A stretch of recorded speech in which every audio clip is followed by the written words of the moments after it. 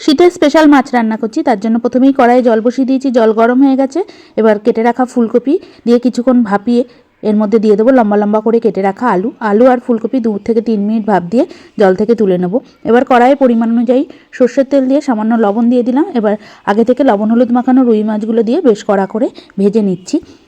মাছগুলো ভাজা হয়ে গেছে। এবার তেল থেকে তুলে ওই কড়াইয়ের মধ্যেই দিয়ে দেবো ফুলকপি আর আলু, আর দিয়ে দেবো লম্বা লম্বা করে কেটে রাখা বিনস দিয়ে কিছুক্ষণ ভেজে নিচ্ছি।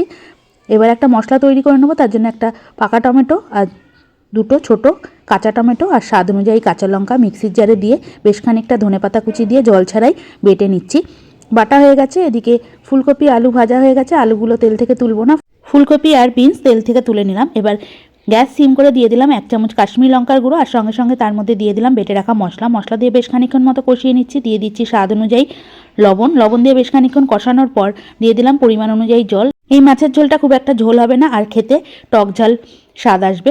এবার মাছগুলো দিয়ে বেশ খানিকক্ষণ মতো ফুটিয়ে ওপর থেকে আস্ত কাঁচা লঙ্কা আর কিছুটা পরিমাণ ধনেপাতা কুচি দিয়ে নামিয়ে ফেললাম।